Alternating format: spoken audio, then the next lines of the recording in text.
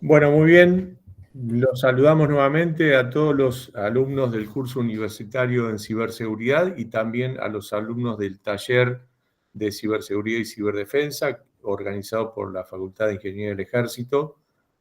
Y les damos la bienvenida al ingeniero Pablo Crossi, que ahí está con la cámara abierta. Gracias, Pablo, por una vez más sumarte al cuerpo de los docentes que comparten su visión, su experiencia en todo lo que son temas inherentes a la ciberseguridad y a la ciberdefensa. Yo voy a hacer primero algún comentario de organización. Durante el día de hoy le he mandado al administrador del campus del curso universitario la presentación completa de lo dado el día jueves y viernes para compartirla en el campus, y también está subida en el campus de la FIE para los alumnos del taller.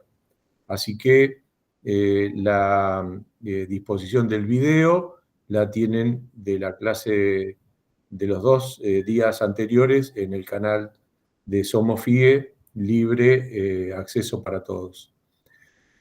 En relación al tema de hoy, que nos va a presentar el ingeniero Pablo Crossi, vamos a tener un grupo de alumnos que forma parte del curso universitario donde han visto la cuestión de la informática forense, y vamos a tener a otro grupo de alumnos del taller donde no han visto la temática informática forense. Así que eso es un desafío, Pablo, para tratar de darle un nivel básico de conocimiento previo antes del abordaje del tema en cuestión. Antes que nada, voy a hacer una presentación formal del ingeniero Pablo Crossi, a quien le agradezco que año tras año comparta su experiencia. El ingeniero es egresado como ingeniero electrónico de la Universidad de Buenos Aires, es especialista en criptografía y seguridad teleinformática, egresado de nuestra facultad y también maestrando en ciberdefensa de nuestra facultad. Es miembro del Consejo Profesional de Telecomunicaciones y Computación. Ha participado como asesor durante más de 20 años en diferentes organismos gubernamentales nacionales sobre política de seguridad de la información. Se ha desempeñado y se desempeña como perito informático en el ámbito jurídico, tanto de oficio como de parte, en juzgados federales nacionales de la República Argentina, y es docente de diferentes universidades. Por supuesto, es docente de nuestra especialización en criptografía y seguridad teleinformática, de la maestría en ciberdefensa, de la maestría de la materia Evidencia Digital de Informática Forense en la Universidad Siglo XXI. Es docente del Instituto de Ciberdefensa de las Fuerzas Armadas, también en el término de la materia de informática forense y Digital Forensic and Incident Response. Es docente invitado en la Universidad Mayor y desde hace un tiempo docente también titular de una materia afín a esta disciplina. Es miembro de diferentes organizaciones vinculadas a la informática forense y, por supuesto, lo que destaco más de Pablo es su disposición a cada actividad de vinculación con la comunidad, en cada actividad docente, sumarse voluntariamente a compartir su experiencia y su trayectoria. Así que, Pablo, no puedo dar más detalles de todo tu currículum. Te dejo a vos con la idea de presentar este tema, con la impronta de la ciberdefensa, que es lo que nosotros tenemos, digamos, como campo de acción a nivel de educación universitaria. Gracias, César, por la invitación. En este año, un año falté solamente, que fue el año pasado. Después he estado en cada una de las ediciones del CUC, que ahora se le suma otro taller y otro curso, por lo que te escuché a vos. Bueno, más que nada, darle las buenas tardes a todos los participantes. Estoy viendo que, bueno, sacando nosotros dos, César y Somos FIE, hay casi 100 participantes, así que es un gusto estar hablando para un espectro muy grande de personas que están dispuestos a escuchar cosas de ciberseguridad, ciberdefensa y cómo se inserta la informática forense o cómo se insertó la informática forense, que es prácticamente judicial y uno la conoce judicial, cómo se inserta con sus metodologías para la investigación de un incidente que pueda haber en alguna infraestructura. Así que en eso vamos a abocarnos con mi presentación. Así que bueno, si no hay más nada que hablar, voy a empezar a presentarla. Sí, yo voy a ir mirando el canal de chat. Les pediría a quienes tengan alguna consulta la generen en el canal y yo cuando vea el momento oportuno la comparto.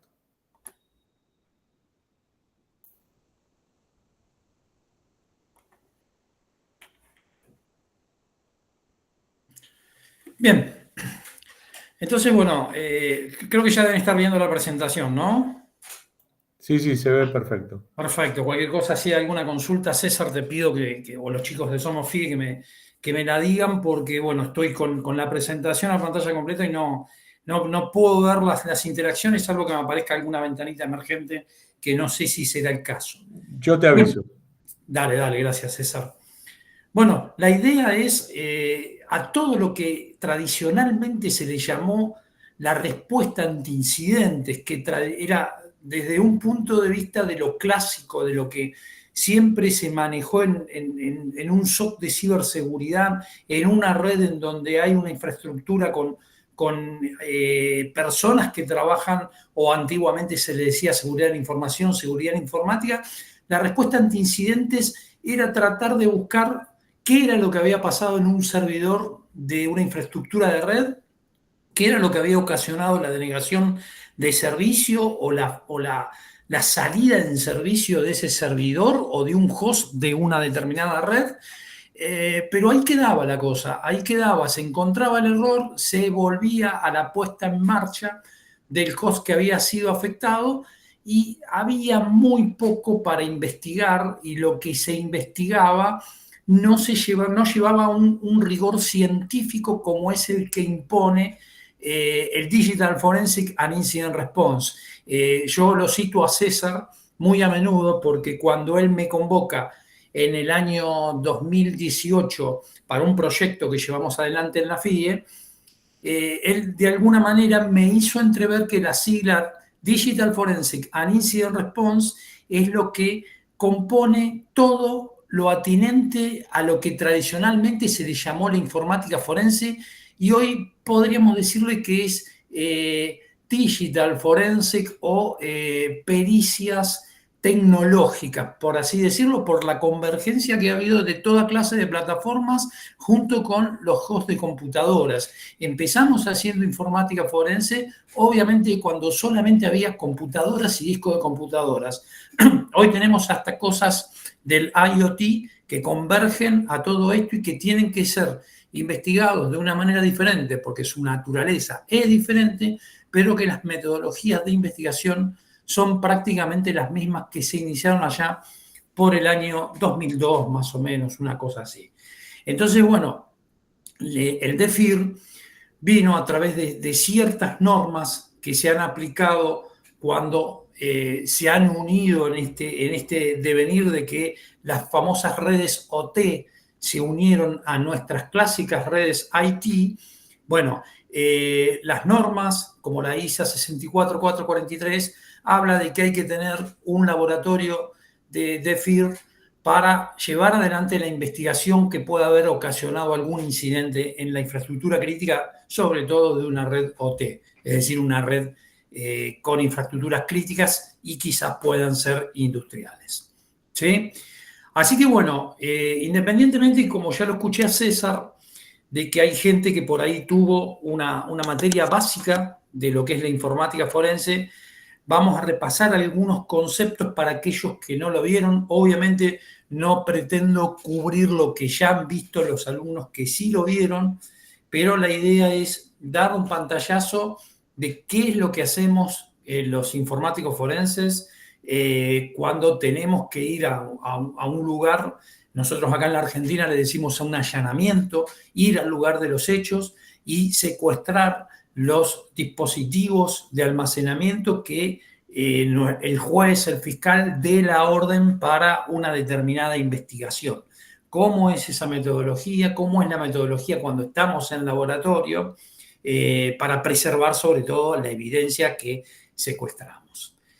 Para el caso de la investigación de un incidente que pueda haber ocurrido dentro de una infraestructura crítica, la idea es también utilizar las mismas metodologías que se utilizan para llevar adelante una investigación desde el punto de vista judicial.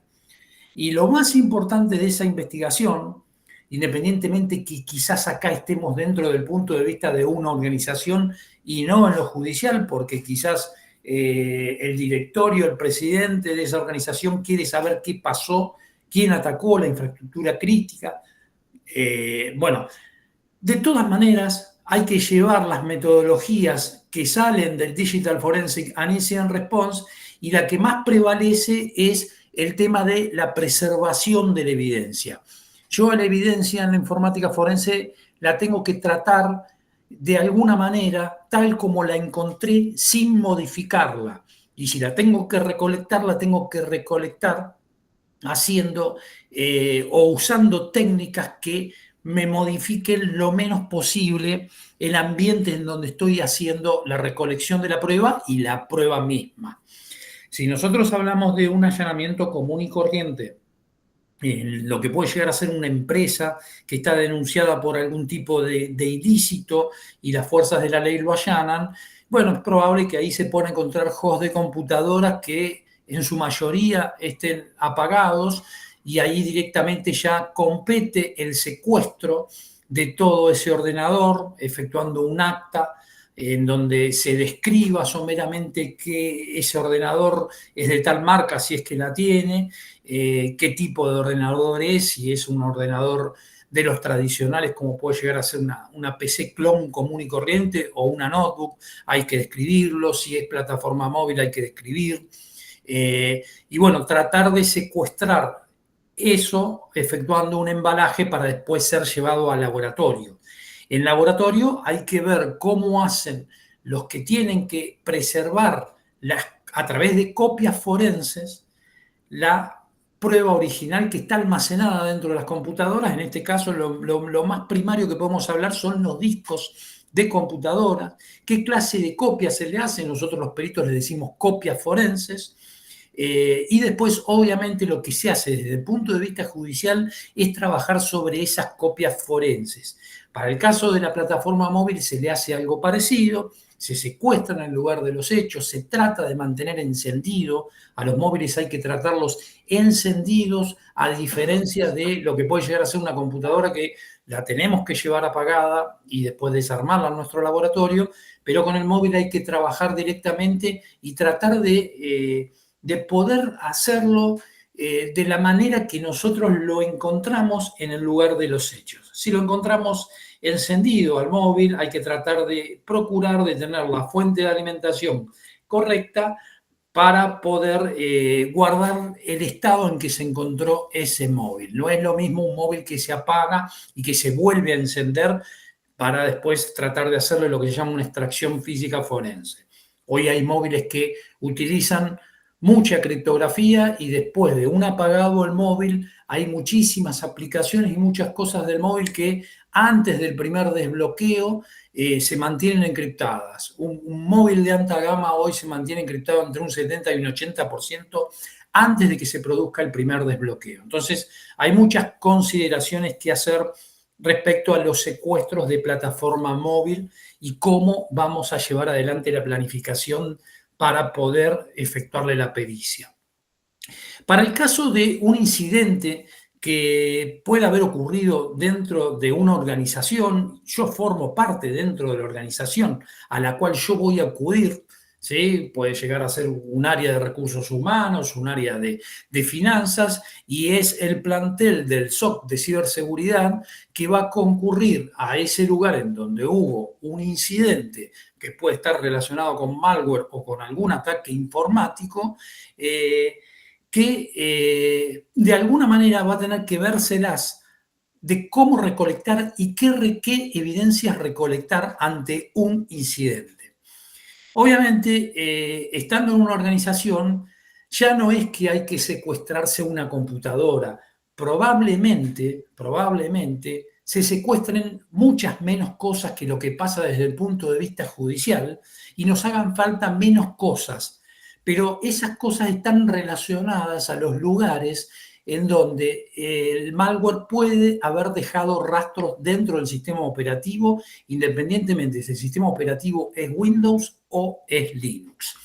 Así que bueno, antes de poder concurrir a recolectar evidencia respecto a la respuesta a un incidente que puede estar relacionado, repito, con un malware, con un ataque informático, cuanto mucho con una fuga de información provocada por una persona dentro de la organización, bueno, hay que planificarlo, hay que ver de qué manera yo voy a concurrir a donde están los hosts infectados y qué es lo que voy a pensar de antemano que tengo que recolectar para que después me sirva en mi investigación. Obviamente, la manera que tenemos de recolectar los forenses, independientemente que esto no sea algo judicial y sea una investigación corporativa, la mejor manera de recolectar es haciendo copias forenses. En este caso no van a ser copias de disco, van a ser copias lógicas, pero hay programas que permiten hacer copia lógica forense preservando la evidencia de origen. Es decir, preservar la evidencia de origen. Si yo estoy copiando un contenedor que es una base de datos, voy a copiarme todo ese contenedor de manera forense, pero manteniendo los atributos que lo hacen original a ese contenedor. Los atributos, por ejemplo, que lo hacen original son los metadatos de fecha. Ustedes sabrán que los archivos tienen fecha de creación, de modificación y último acceso. Cuando uno hace copia forense, esos tres tipos de atributos de fecha tienen que mantenerse iguales a los originales. Si yo no hago una copia forense y estoy copiando en un nuevo medio, que va a ser un pendrive, obviamente, que me llevaré hacia el host que tengo que recolectar la evidencia, y cuando yo haga una copia simple de Windows, por ejemplo, va a cambiar la fecha de creación, ya no va a ser la misma que tenía en su origen, porque el medio es diferente. Esas cosas hay que hacerlas con software especializado. Puede ser un FTK Imager, que quizás a los que ya han tenido algo de informática forense en este mismo curso, les han nombrado el FTK Imager como la herramienta más popular para hacer copia forense. Y hay manera de llevarse un FTK portable hacia el lugar a donde hay que recolectar la evidencia. Hoy por hoy todavía persiste un FTK portable que se puede ejecutar en cualquier sistema Windows, y así se pueden hacer las copias de archivo de manera forense.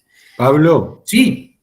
Sí, hay preguntas que quizás en algún momento que vos habilites yo te las voy comentando, ¿te parece? Para no interrumpir por cada pregunta que aparece. Bien, bien. Cuando vos veas que hay un lote de, no sé, de 5 o 7 preguntas, hacemos un alto y las voy respondiendo. ¿Te parece? Perfecto. Bárbaro. Los forenses, lo que siempre hablamos es que cuando nosotros hacemos, por ejemplo, para el caso de un disco, como les deben haber enseñado los que tuvieron informática forense antes que esta materia, realizar una copia forense del disco para después trabajar sobre esa copia tiene que estar de acuerdo a estas normas que estamos exponiendo acá. En la Argentina tenemos la IRAM ISO 27037. IRAM es un instituto nacional argentino que se encarga de estudiar los estándares sacados por el ente internacional ISO.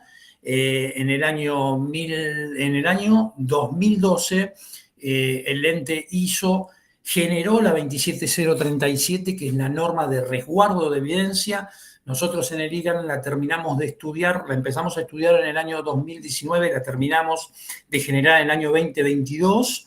Es una norma, bueno, las normas ISO y las IRAM acá en la Argentina son normas paga, andan alrededor de los $100 o 100 euros, pero también hay normas que están relacionadas desde mucho tiempo antes, como puede ser el Request for Comment, todo lo que se saca ahí del sitio itef.org, que está relacionado a todo lo que es el management y gestión de Internet, como por ejemplo hay Request for Comment para el tema email. Bueno, hay un Request for Comment que es el 3227, que también nos habla de las buenas normas para generar copia forense y resguardo de evidencia forense digital. Lo que tenemos ahí en pantalla es algo que todo laboratorio de informática forense para mí debería tener.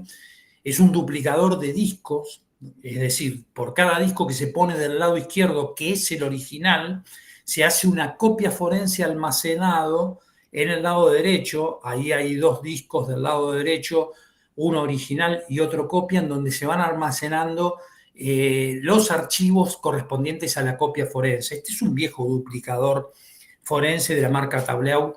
Hay uno mucho más moderno que se llama el Tableau TX1, que es un poco más compacto y hace muchas más cosas que una simple copia forense de discos originales. Obviamente, el disco que está del lado izquierdo, que es el original, los puertos que se conectan tienen bloqueo contra escritura.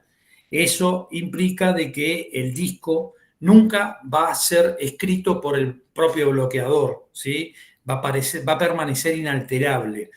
Por el contrario, los discos del lado derecho tienen que tener derecho de escritura para que la copia forense pueda escribirse en esos discos, ¿sí? Cuando se termina de hacer una copia forense, se reemplaza por otro disco que se tenga que efectuar la copia forense y se van almacenando en las mismas carpetas que están del lado derecho, tanto en el disco original contenedor como en el disco duplicado contenedor. También se puede trabajar sin realizar imagen forense. Bueno, obviamente lo que hay que hacer es, si yo tengo el disco original y lo voy a ingresar para trabajar, lo tengo que hacer, por ejemplo, sobre un puerto USB.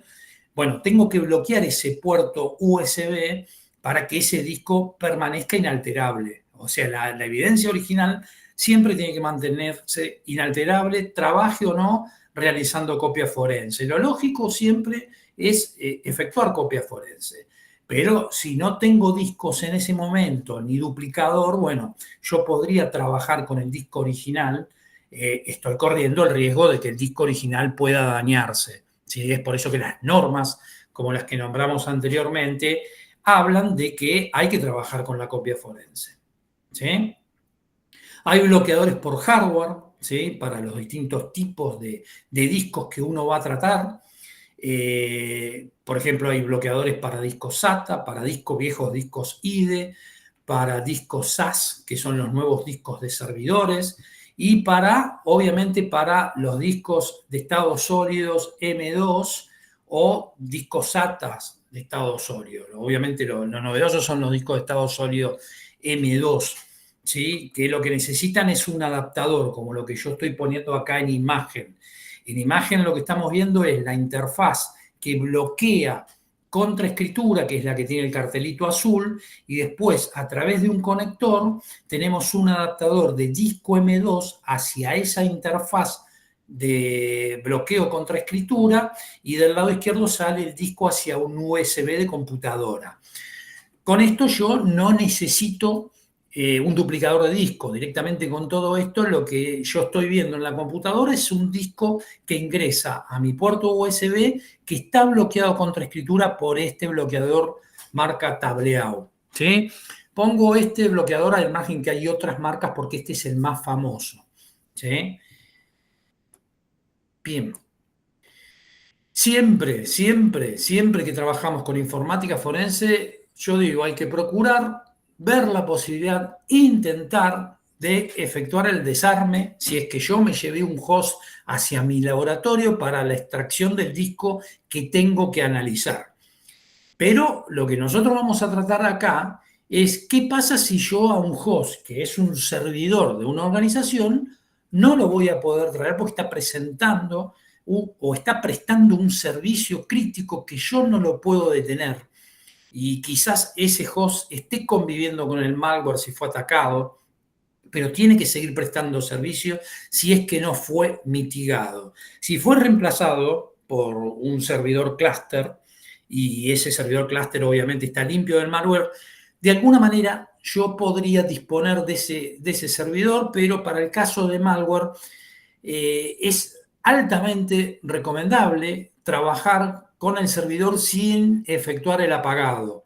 O sea que si en algún momento yo voy a poder llevármelo al servidor para después hacerle las imágenes forenses como si fuera una computadora común y corriente, voy a tener que hacer unas tareas si el malware está activo en tiempo real.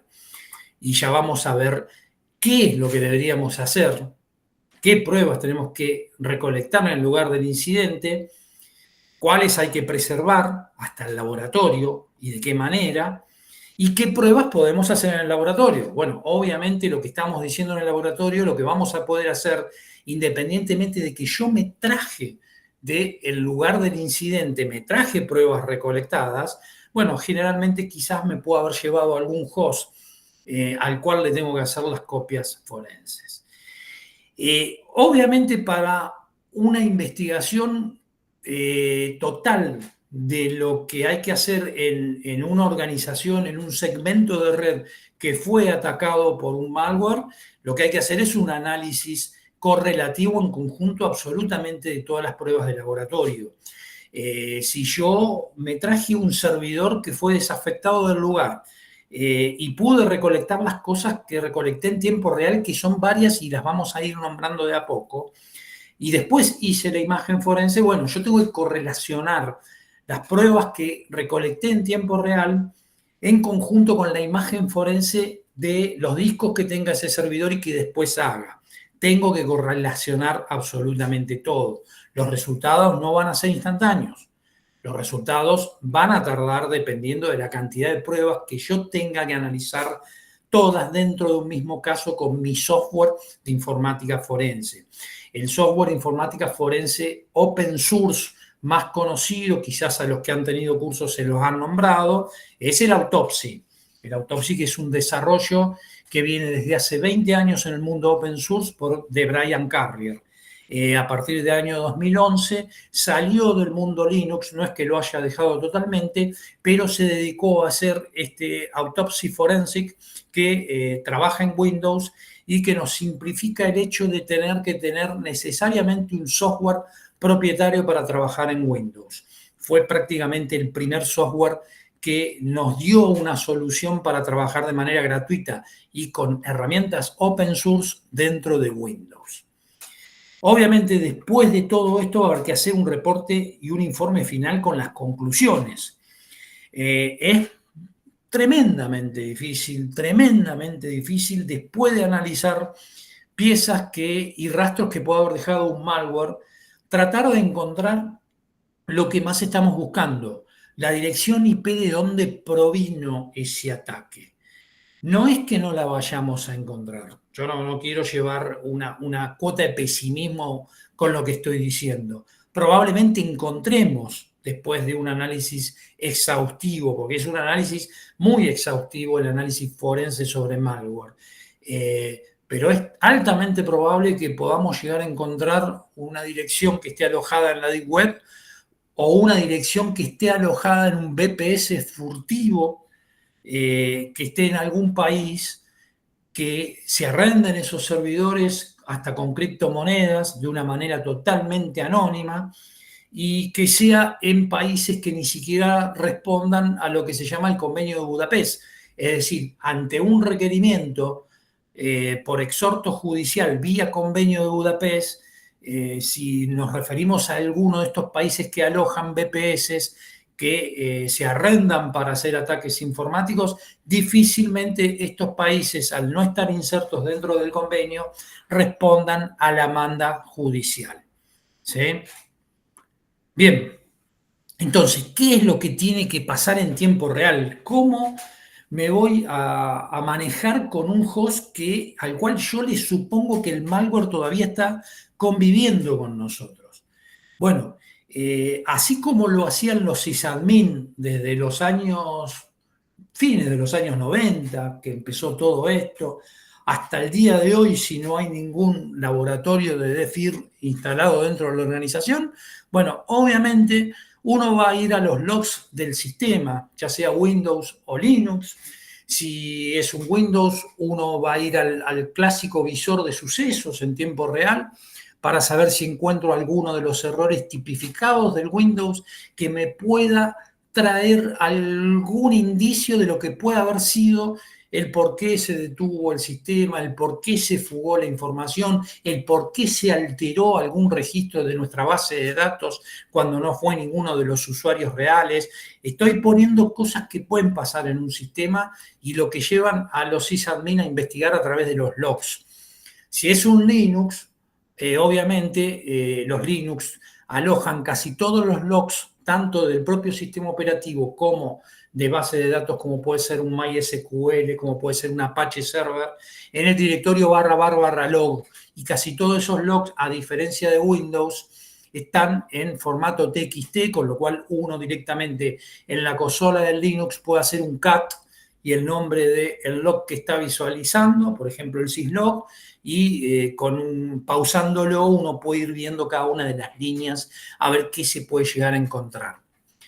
Pero obviamente el forense no lo va a hacer así en tiempo real. Lo que tiene que hacer el forense cuando va al lugar de recolección, tiene que ir a recolectar esos logs, tiene que llevárselos al laboratorio para después, como ya dijimos, hacerlo en forma coordinada y de alguna manera en el mismo momento que se hacen el análisis a las imágenes forenses de los hosts que se supone que también estuvieron afectados. Es decir, correlacionar esos logs que yo me llevé de los diferentes sistemas operativos. Y la recolección de los logs de los sistemas operativos hay que hacerlo o hay que tratar de hacerlo de la manera forense, con copia forense, copia lógica forense. Estamos copiando archivos o carpetas, con lo cual es una copia lógica que vamos a tener que hacer, por ejemplo, en Windows con el FTK Imager, y en Linux lo vamos a poder hacer, se puede hacer y se acepta que se haga con el comando cp, que es el comando de copia común y corriente. Lo único que hay que poner el modificador "-p", para que lo que yo esté copiando conserve los atributos de origen. Obviamente todo lo que se hace copia hay que hacerle un hash que respalde esa copia. Si es en Linux lo voy a tener que hacer manual con un MD5 Zoom y un JSOOM, que son los dos comandos o dos de los comandos que me permiten hashear lo que yo recolecto. Por otro lado, yo tengo que hacer una recolección en tiempo real. Si fuese Windows, lo más probable que yo pueda hacer es abrir el administrador de tareas y trate de ver algún proceso que a mí me pueda pensar de que es sospechoso, porque yo, si soy un sysadmin, yo conozco cuáles son los procesos que son nativos de Windows, qué librerías tratan de levantar, pero en la inspección directamente yo puedo encontrar algún proceso que lo tenga como indicio de un malware que está corriendo en ese momento como proceso en tiempo real. Entonces la idea es, con herramientas, no con el administrador de tareas de Windows, efectuar la recolección del proceso en tiempo real, ¿sí? Lo mismo pasa con el Linux. Y obviamente lo que no hay que dejar de pensar, y esto por ahí lo contribuimos un poco los forenses y el sysadmin no lo tenía tanto en cuenta, que era el tema de la recolección de memoria RAM y lo que se llaman los archivos de volcado de memoria. Es muy común, y sobre todo en hosts de Windows, que los malwares dejen muchos rastros en la memoria RAM. Es por eso que nosotros hablamos de trabajar y recolectar pruebas del incidente en tiempo real. Y la memoria la tenemos en tiempo real, y quizás el malware persista. Si no hubo ningún reseteo o ningún apagado del equipo, es probable que persista en la memoria RAM. Entonces lo que se hace es una captura de la memoria, una captura forense, Obviamente cuando hablamos cosas acá en tiempo real no estamos hablando en todo el sentido de forense, porque forense, si tuviésemos que hablar estrictamente de algo forense, tendríamos que hablar de un archivo que es estático, que no está en funcionamiento, que no está en proceso y que sabemos que eso estando quieto yo le puedo hacer una copia forense. Acá hablamos de forense respecto del tipo de copia que vamos a hacer, una copia forense utilizando herramientas de copia forense. La memoria en cada instante se va modificando, con lo cual lo que copié hace 10 minutos no tiene nada que ver con lo que voy a copiar ahora si quiero.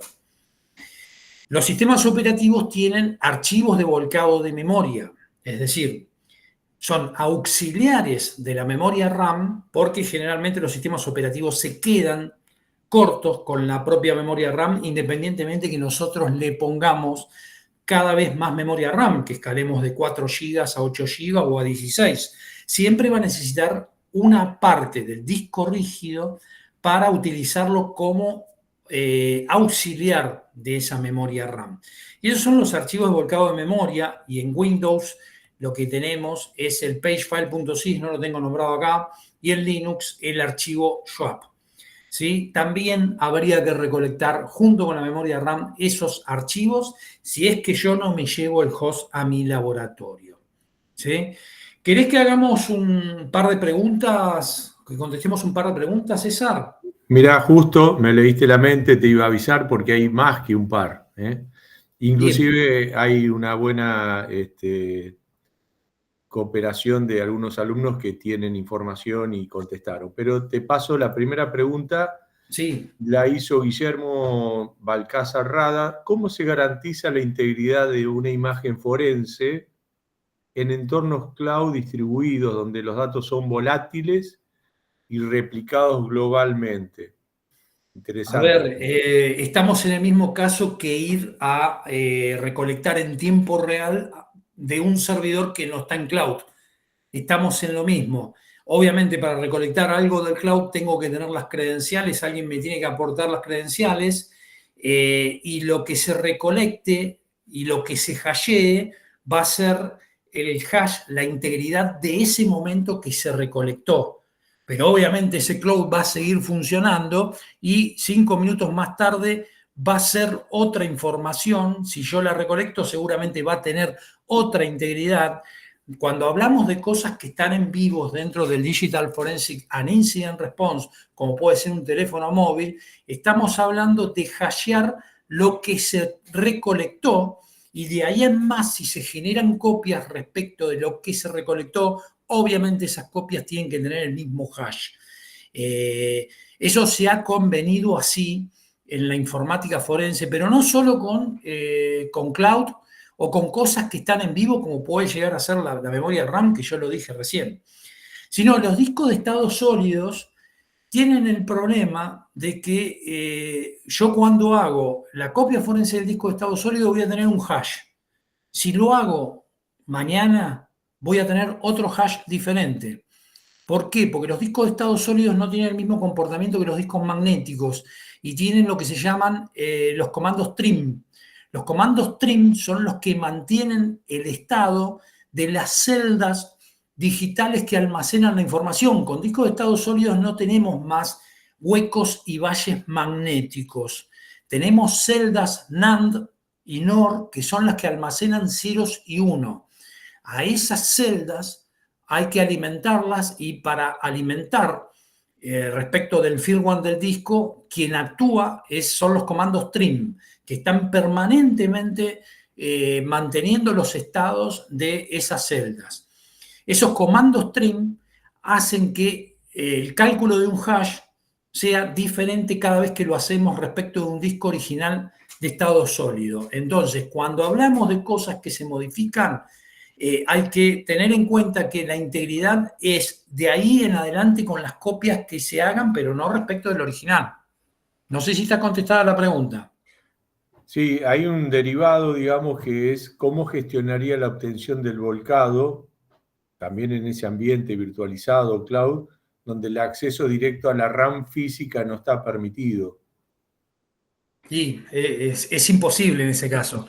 es imposible. Lo que sí yo me preocuparía, y sobre todo porque los ambientes cloud tienen altos contratos de confidencialidad, entonces nosotros vamos a poder acceder de acuerdo al contrato de confidencialidad que tengamos sobre ese cloud. Entonces hay que ver si, porque yo digo, hay que ver si yo puedo capturar procesos en tiempo real de un cloud. Hay que ver si yo puedo capturar archivos de paginación, independientemente de lo que me puede costar traer un archivo de paginación desde un cloud hacia el lugar en donde estoy tratando de hacerlo. Generalmente todo lo que tenga que ver con recolección en la nube es lo que el contrato de confidencialidad permite. Y salvo que sea un servidor tipo VPS en donde yo puedo llegar a tener por SSH el acceso a todo el sistema operativo, porque quizás arrendé como VPS todo el servidor y eso sería lo que nos permitiría de alguna manera traer todas esas cosas. La memoria no la vamos a poder traer. Entonces, si no podemos traer la memoria, si tengo acceso a todo el file system, trataría de ver si de alguna manera puedo traerme, aunque sea el pagefile.sys. No sé si contesta la pregunta. Sí, yo ahí lo que veo es que básicamente el contrato que tenga el afectado, digamos, quien es el cliente de ese proveedor en la nube, va a tener un montón de limitaciones, porque probablemente vía juez habrá que pedirle al proveedor información, porque el perito mucho de eso no va a poder obtener por cuenta propia. Exacto. Entiendo que es una colaboración donde el perito hace una parte, pero el resto va a tener que ser requerido al proveedor. Tal cual, tal cual. Y hay que ver si el proveedor, de acuerdo al contrato, únicamente con una manda de un juez vía convenio de Budapest, si se dan las condiciones para el convenio de Budapest, se pueda pedir y que el proveedor de la nube a través de eso lo pueda otorgar. ¿Sí? Sí, a nivel organización, cuando uno tiene un servicio en la nube, hay un montón de consideraciones de SLA que hay que colocar de alguna manera, que seguramente de difícil previsión. A Claro, veces las lecciones aprendidas llegan tarde y uno dice, bueno, el siguiente contrato debo agregar tal aspecto porque para investigar un fraude interno o algún aspecto que tenga que ver con un incidente, si no tengo eso en el SLA no me lo van a dar nunca. tal cual, tal cual, tal cual. Te sigo para no demorar. La siguiente Listo, pregunta dale. es, ¿alguna norma y o buena práctica dice que se puede trabajar directamente con el disco de almacenamiento? A ver, lo que me dicen las normas no me va a decir tan específicamente, podés trabajar con el disco de almacenamiento.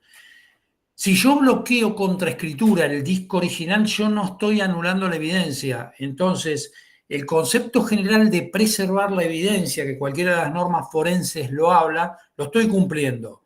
Ahora, yo tengo implícito el riesgo de que yo pueda dañar, no sé, por riesgo eléctrico o cualquier otra cosa, lo tengo conectado a través de un conector que tenga ese bloqueador contra escritura y se me cayó.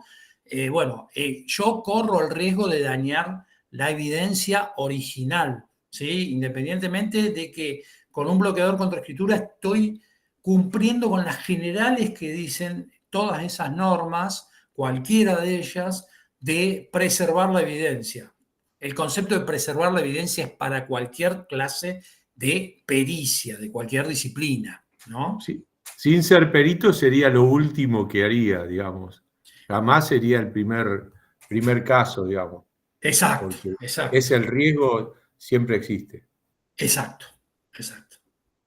Sigo con otra pregunta. ¿Qué estrategias se usarían para evitar la contaminación de evidencia cuando se hace live response en un sistema comprometido que ejecuta malware residente en memoria? Muy buena pregunta, muy buena pregunta. La siguiente también tiene, te la cuento, cómo asegurar la información de la memoria virtual. Tiene que ver con lo mismo, digamos. Bien, a ver, están existiendo independientemente de todas las herramientas manuales que uno se puede llevar en un pendrive y que se ejecutan de manera portables y que son recomendadas hasta incluso por el sitio de Sans Forensic, que es un sitio que nunca va a recomendar software propietario. Siempre Sans Forensic, para toda la parte de Digital Forensic and Incident Response, pone herramientas prácticamente en un 80% open source, portables, y otras free que están autorizadas para el uso de Digital Forensic and Incident Response. Pero en el mundo están apareciendo varias cosas orientadas a lo que se llama el triage. El triage significa que yo voy a recolectar la evidencia que puede llegar a ser potencialmente más beneficiosa para mi causa sin modificar lo que estoy enfrentando. De hecho, hay un software hecho o desarrollado por el español, siempre es el amigo que tuvimos en la Infoconf 2021, Jesús Alonso me parece que se llama WinTriage. WinTriage es un programita que uno lo dispone en un USB y que uno lo puede llevar en un elemento portable, y tiene un par de comandos PowerShell que trata de recolectar las cosas que más necesitamos, no solamente para un incident response de un Windows, sino para lo tradicional que puede llegar a ser la informática forense, el digital forensic. Por ejemplo, a la vez de ejecutar esos Power Script de PowerShell, lo que hace es la recolección, por ejemplo, de mis documentos, de la carpeta de download, de los elementos de la papelera de reciclaje, para que nosotros lo podamos tener en el triage.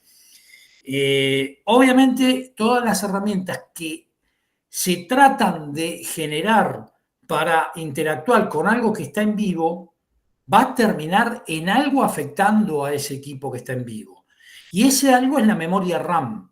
De hecho, cuando nosotros hacemos captura de memoria RAM, por ejemplo, con FTK Imager, uno después, en la captura, puede visualizar el proceso que ejecutó el FTK Imager. Y si uno está dentro de una demanda judicial, es hasta transparente que uno muestre el proceso del propio elemento que contaminó la memoria RAM, pero no hay otra forma de hacerlo, no hay una forma invisible de que yo pueda, con un proceso, capturar la memoria RAM sin que ese proceso me aparezca.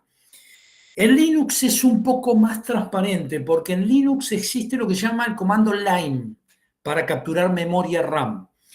El comando line es algo que existe en GitHub, que lo que uno hace es descargar un compilador dentro del host a donde va a capturar, ni siquiera dentro del host, dentro del pendrive que uno se va a llevar para efectuar la captura de un host de Linux, de la memoria. Y lo que tiene que hacer después de que se descargó eso de GitHub es compilar el kernel o personalizar para el kernel que uno está actuando en Linux. Y lo que hace esa personalización es detecta la versión del kernel con la que se está trabajando, genera un archivo, y luego de generar ese archivo, con el comando mode-ins, se instala dentro de la memoria RAM. No lo vemos dentro de nuestros procesos, pero nos hace la captura de la memoria RAM de Linux sin que se interrumpa. Uno dice, bueno, uno cuando después examina los procesos del Linux que se capturó la memoria, uno dice, pero yo no veo el proceso de line que esté acá adentro como sí lo puedo ver del FTK Imager. No, no se ve porque modins lo instaló o lo metió dentro del kernel para que pueda hacer la captura sin que pueda interrumpirse por cualquier otro proceso. Entonces es un poco más noble desde ese punto de vista, pero se mete en el kernel y se mete en la memoria RAM. La manera de capturar procesos en vivo no va a tener, digamos, siempre va a dejar rastros en los procesos que mandan dentro de una arquitectura de sistema operativo, memoria, sistemas de memoria virtual o archivos de paginación. Esos rastros van a quedar. Desde un punto de vista judicial, es bueno mostrar de que la herramienta que yo usé para capturar memoria RAM aparece luego en la captura. No sé si Bien, eso contesta la pregunta. hay tres preguntas más. Una es básica, creo que los estuviste explicando, pero al no poder mostrarlo es difícil contestarla en forma, vamos a decir, completa, que es cómo se hace la copia forense. Creo que ahí sería interesante tu visión de cuando estás, vamos a decir, en modo local o cuando estás en modo remoto, esas cuestiones que a veces hacen de la copia un problema, ¿no? Sí, a ver, después cualquier cosa, porque bueno, yo no tenía en cuenta de que había cursantes de que no habían tenido la introducción de la informática forense. Puedo mandar algunos videos de cómo se efectúa con el FTK Imager. Es muy fácil, tanto de la memoria RAM como de un Bueno, disco que yo inserto. Puedo mandar videos cuando mande la presentación, César, como bueno, para perfecto, que... y lo compartimos en el campus, en ambos campus, así al que le interesa repasar o verlo por primera vez le sirve. Me parece una buena opción. Bien. Hay dos preguntas más, si querés las dejamos, si no las hacemos. Hagámosla, si después le Bien, meto. una es, ¿los software gratuitos son aceptados por los jueces en Buena caso tal, pregunta, buena pregunta. o tiene que hacerse un software, uso de un software propietario homologado por el Estado? Eso, por supuesto que vas a hablar por ahí respecto a la Argentina, pero alguna otra información relevante. Esa es una. Bien, a ver, nada y en ningún lado se dice de que para hacer informática forense desde el punto de vista judicial haya que usar herramientas propietarias. De hecho, Autopsy y el desarrollador, su desarrollador, Brian Carrier, tiene un prestigio internacional muy, muy grande. Su software Autopsy es open source, tiene un prestigio muy grande, ganado a lo largo de los años con su desarrollo en Linux y luego con el desarrollo en Windows.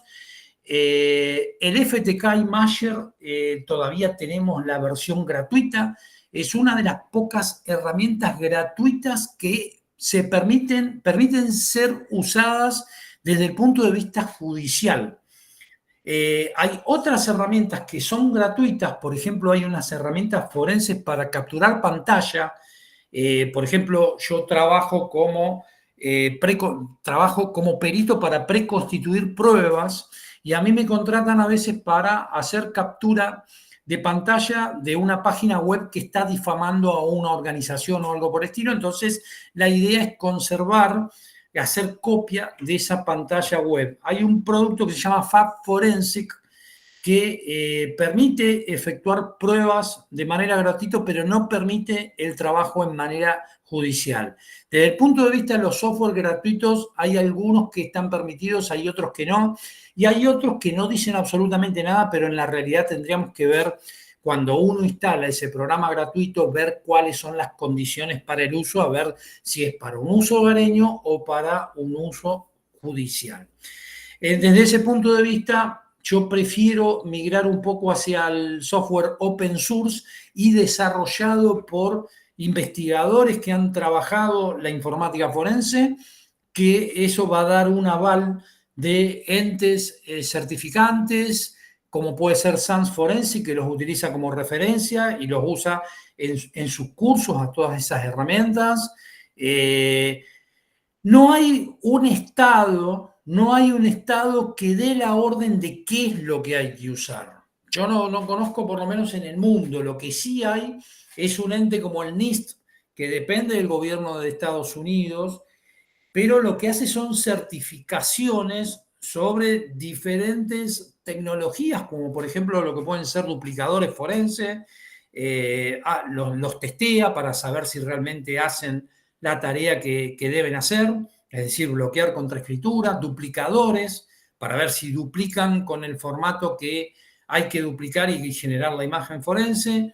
Pero no es mandatorio eso, no es mandatorio, no es que si uno quiere hacer una pericia en los Estados Unidos hay que usar un duplicador tableado porque el NIS lo probó o lo testió. Yo no conozco en el mundo estados que obliguen, estoy muy en contacto con España. España, bueno, tiene este software a través de este desarrollador que se llama el WinTriage, se utiliza mucho, en Europa se está utilizando bastante lo que es el triage. en lugar de secuestrar equipos y hacer imágenes forenses.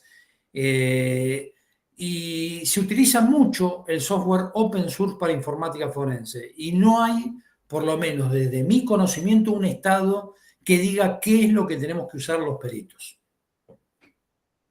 Perfecto. No sé si la última de esta tanda y ya te dejo seguir porque si bien. no, ¿qué técnicas o herramientas utiliza para correlacionar artefactos de tiempo entre diferentes zonas, con zonas, horarios, relojes desincronizados, digamos? Si se usa el protocolo NTP u otro criterio, digamos, para racionalizar el horario, digamos. Sí, a ver, generalmente cuando uno utiliza software forense, es decir, el software que va a crear el caso de análisis, ahí es donde ya tenemos todas las evidencias con nuestras imágenes forenses, con los contenedores que vamos a poner a analizar. Cuando se crea el caso, lo que generalmente pregunta es la zona horaria en donde se va a trabajar, ¿sí? Por default, toma la zona horaria en donde yo instalé el producto, y ahí es donde yo inicio el caso y donde le voy a poner, bueno, 1, 2, 3 imágenes forenses más contenedores de lo que me pueda traer de un incident response. Si después resulta que tengo que analizar alguna zona horaria que no es la que corresponde a donde yo hice la creación del caso, el caso se puede volver a reasignar y cambiar la zona horaria. Y eso, por ejemplo, está un poco mejor en lo que se llama el Encase Forensic. Encase es una de las herramientas más usadas desde hace ya 20 años. Es cara, requiere una instrucción muy grande respecto de quien compra ese programa. Prácticamente hay que hacer el curso porque si no, uno no puede saber cómo operarlo si no hace el curso. Pero directamente el programa Encase tiene scripts que si uno, por ejemplo, yo instalo el Encase acá, me va a tomar GMT-3 en la Argentina. Pero si tengo una imagen forense de una persona que le fue secuestrada su notebook en el aeropuerto de Ezeiza y es de Perú, va a tener otra zona horaria. Bueno, yo le puse a la creación del caso GMT-3, pero si yo le corro un script, ese script me va a detectar automáticamente qué zona horaria tiene y me va a decir si yo quiero pasar a la otra zona horaria para analizar y correlacionar las zonas de tiempo como bien hicieron en las preguntas. Todo depende del tipo de software que tengamos para trabajar. No sé si contestó eso la pregunta. Sí, yo creo que sí. Yo diría que avancemos y te agradecen los alumnos por tu amplitud y tu detalle, ¿eh? La verdad que la experiencia tuya es muy grande y te están aplaudiendo. Bueno, muchas gracias. Vamos a seguir un poquito, vamos a tipificar un poco el incidente que podemos tener. Nosotros en la Ley de Delitos Informáticos argentino, la mejor forma que se pudo catalogar, por así decirlo, a lo que popularmente le decimos hacking, se le dice acceso indebido y tiene varios artículos dentro de nuestra Ley de Delitos Informáticos. Entonces, bueno, de acuerdo a, por ejemplo, si hay un acceso indebido, puede ser un ataque informático, hacking, malware, inserción de malware, bueno, tenemos que ver o tenemos que hacernos la idea cuando pasa algo o nos dicen que pasa algo, cómo pueden ser los vectores de ataque. Y lo tradicional que está pasando desde hace muchísimo tiempo, desde principios de los 2000, creo yo, es el tema del phishing, ¿sí? El tema del phishing que, bueno, a principios de los años 2000 tenía descarga deliberada de archivos maliciosos. Hasta no hace mucho hubo un incidente con una infraestructura no industrial acá en la Argentina del Estado, en el cual los archivos maliciosos eran como cuando había los phishing de los años 2000. Venía un zip que era un archivo malicioso, ¿sí?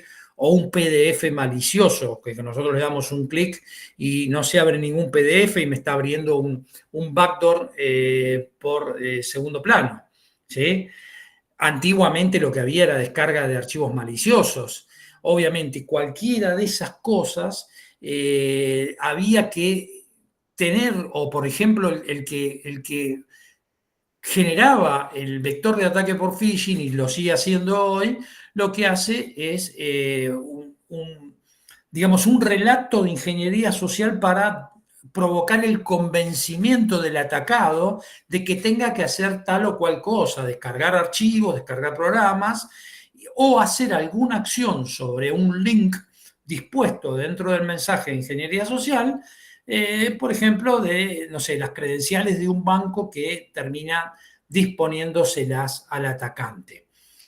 También tenemos que pensar en inserción de malware y sobre todo en infraestructuras críticas industriales, inserción de malware a través de dispositivos, y creo que el caso testigo fue en el año 2009, Stuxnet, que fue con un USB que por tareas de inteligencia se hizo llegar muy bien hacia la zona de ataque, y ese USB que estaba con un malware en relación directa con la vulnerabilidad del sistema SCADA que tenían los reactores nucleares iraníes, se ejecutó en la zona de los reactores nucleares y bueno, el exploit con la vulnerabilidad se ejecutó y logró una denegación de servicios, y esto fue, creo yo, un caso testigo que da inicio a lo que anteriormente se estudió bastante como ciberguerra, pero esto ya fue prácticamente para mí el inicio de la ciberguerra, por lo menos desde mi punto de vista. No hay que dejar de pensar los diferentes ataques que puede haber sobre un host y lo que se llaman bin shell o un ataque directo con alguna consola que yo tengo en forma remota y que yo ataco a un host y ese host puede estar vulnerable para que yo pueda tener un ataque de alguna manera exitosa con un bin shell. Esto es mucho más antiguo porque después vino el reverse shell. ¿Por qué? Porque el bin shell decíamos, bueno, si nosotros ciertos puertos en nuestro firewall de frontera lo filtramos para que el bin shell no sea exitoso, bueno, después se buscó la manera de hacer un reverse shell. El reverse shell es la inserción del ataque a través de los puertos que nunca pueden ser cerrados en Internet, como puede ser 80, los puertos de correo 110, 25, 995. Bueno, el reverse shell actúa por ese lado. Y estos ataques están relacionados con vulnerabilidades también del sistema operativo, como puede haber sido el caso de Stuxnet, y que lleva tareas de, como nosotros conocemos, del ethical hacking, o por lo menos yo la conozco como del ethical hacking porque algunos trabajos he hecho, que hay que hacer reconocimiento, escaneo, luego del escaneo, explotación de las vulnerabilidades, luego de la explotación, la escalación de privilegios para la permanencia, lograr el incidente y después un borrado de datos para tratar de dejar la antiforencia. Es decir, llegamos después de los forenses y si alguien hizo una tarea como debe hacerlo, con un buen borrado de datos, yo no voy a poder hacer un forense de este tipo de ataques. ¿Sí? Y bueno, no hablar de las cosas que ocurren como web scraping, SQL injection y XSS scripting. Y acá más o menos estoy exponiendo los tipos de ataques a los cuales nosotros nos podemos enfrentar en nuestras infraestructuras. Obviamente puede haber dentro de lo buscado daño o alteración de la información o infraestructura, ¿sí? En el caso de Stuxnet podemos decir de que aunque fue solamente una denegación de servicio, bueno, los reactores se detuvieron, hubo un daño hacia la infraestructura. Hay otras cosas que se tienen que tener en cuenta cuando pertenecemos a una organización y estamos inmersos dentro de la red de Internet que nos puede traer lo que estamos viendo en el segundo párrafo, que es la descarga tanto para tenencia como para distribución por un usuario de Internet de nuestra organización de material de abuso de menores. Acá se le puso la sigla MASI en la Argentina, material de abuso de menores, lo que antiguamente se le decía pornografía infantil, y gracias a Dios se le puso ese título de material de abuso de menores. Ha habido casos en nuestro estado en donde las alertas internacionales de Missing Children del FBI han llegado a nuestro Ministerio de Seguridad diciendo de que tal repartición estatal, una computadora estaba provocando descarga de material de abuso de menores, y esa repartición tuvo allanamiento por parte de un juez de la Argentina. Así que hay que tener en cuenta que los incidentes no solamente van a ser de malware, sino que son cualquiera de los que están tipificados en los códigos penales normales de cualquiera de nuestros países. Y también por ahí el taller que tengamos o el laboratorio que tengamos de Digital Forensic and Incident Response quizás tenga que hacer la recolección, independientemente que no sea el caso de un ataque informático o malware, ¿sí?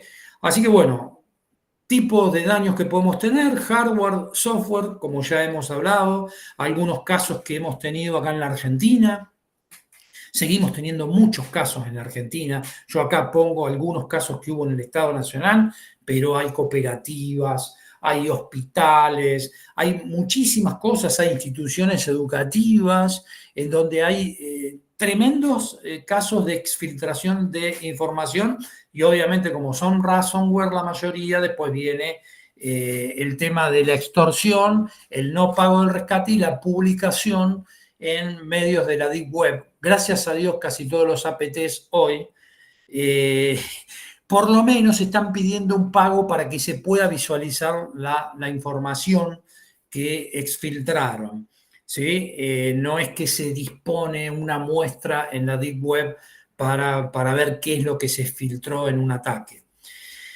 En el año 2017 estuvo el ataque de WannaCry, y yo creo que Telefónica, del lado de España, terminó tremendamente afectado por ese ataque. Nuestra Telefónica en la Argentina se valió de la diferencia de zona horaria para desconectar los equipos de sus redes de dominio y no fue afectado por la diferencia horaria, pero imagínense que Telefónica, a través de sus conocidos operadores de ciberseguridad, que son conocidos en el mundo, venden ciberseguridad, y eso tuvo una afectación de imagen en ese momento, lo mismo que un ataque a la institución o, digamos, a la compañía que desarrolla firewalls, como Palo Alto tuvo una exfiltración de su código, no me acuerdo si fue en el 2022 o algo por el estilo. Palo Alto hace firewalls, imagínense si tiene una exfiltración de sus propios códigos fuentes de su firewall, qué imagen una empresa que tiene que brindar appliance que da ciberseguridad, ¿sí? Así que bueno, ¿qué trabajos tenemos que hacer en un live response?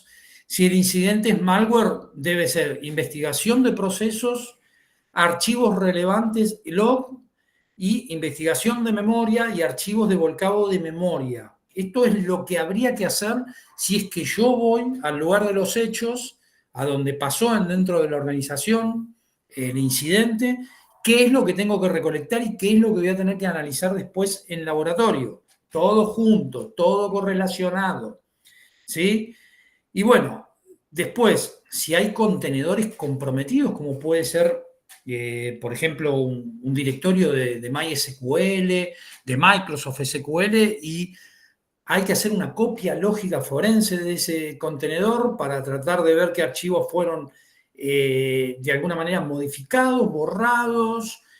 Bueno, conviene hacer un archivo de evidencia lógica de esos contenedores y correlacionar las fechas de modificación, borrado de archivos con el suceso del malware, si es que ya lo tenemos de alguna manera identificado.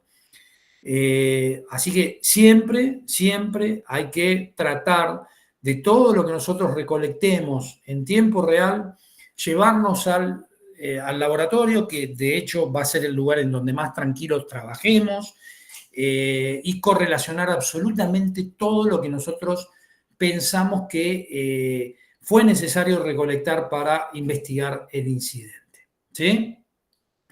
¿Qué preguntas tenemos que hacernos antes de ir?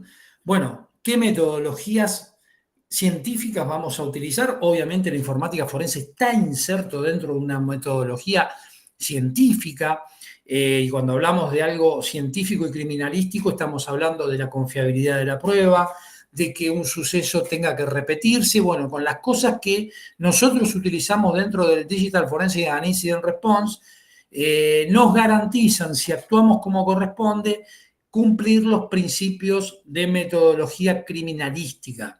Y obviamente vamos a estar insertados dentro de algún marco legal.